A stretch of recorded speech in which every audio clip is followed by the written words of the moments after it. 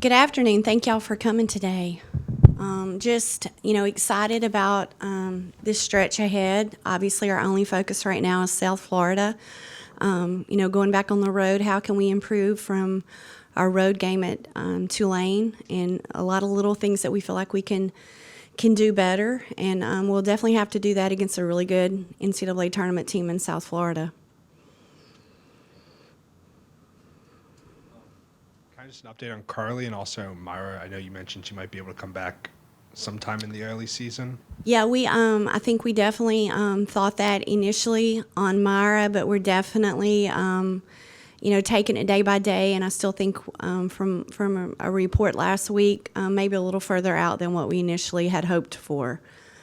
So we're still waiting every day. She's obviously working hard in the areas that she can, and then Carly is, we'll see the doctor again this week and evaluate. So it's kind of where we're at. Is she out for South Florida? Oh, definitely. Yes. I think initially, she has a broken bone in her hand. So we definitely are out right now. So. Well, looking forward to the South Florida game. You mentioned they're a great team. What are some specific things that you've seen from them that maybe you guys want to work on to stop? Well, obviously they have one of the best 5 players that we will see all season. A tremendous talent in the paint that we had an opportunity to see at Memphis, and she's really special. And we have our hands full defending her in the paint, and then making sure that we only give her one-shot opportunities.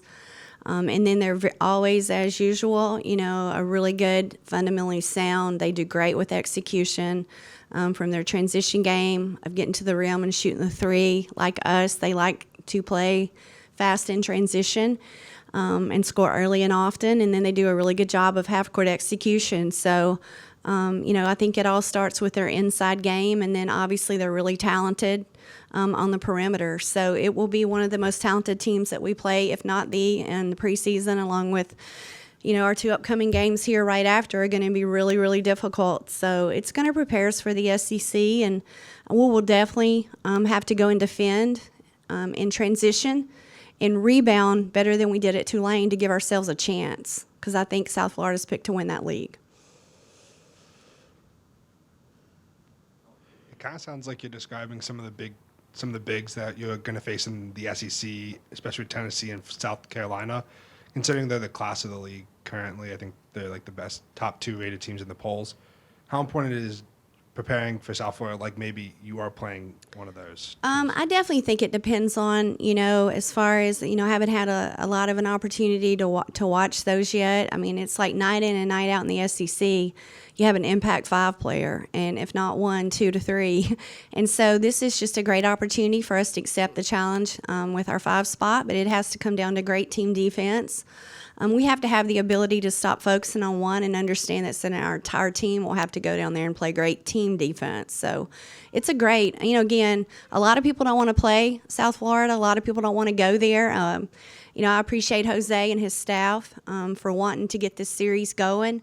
And we're excited about how this can really help prepare us for January. I think both of us are taking that approach, and we're excited because they'll return a year from now home. So it's going to make us better, and it'll be a good challenge. We don't have to wait until January to see how we're going to respond, against a really good opponent on their home floor. We can take a lot away from it. I know you talked about after the game how the team faced adversity in the Tulane game and may have went through certain things of play that might not have been the best. But how have you guys been working on that in practice, and what improvements have you seen so far already? Well, I think what you love about coaches this time of year is that you have actual film. It's actual teaching moments. The film does not lie. In some areas that we have to do a better job of, defensively staying in stance, making sure that our communication, making sure, that all the little things from a defensive standpoint are the way they should be. And then you finish it with a box out. And, we didn't rebound well in the 4th, and we had silly fouls. You can't put someone on, from the 6-minute mark on in the 3rd, we gave them 18 free throws, and that's discipline. So just much more discipline overall defensively has to improve. you've got to defend and rebound. You can't always control your shots going in. You can't always control some things, but you can definitely control how hard you defend and how smart you defend. I do think our kids are playing really hard. I think we've just got to add some discipline to that and do a better job of being disciplined defensively. Richard, did you still have a question?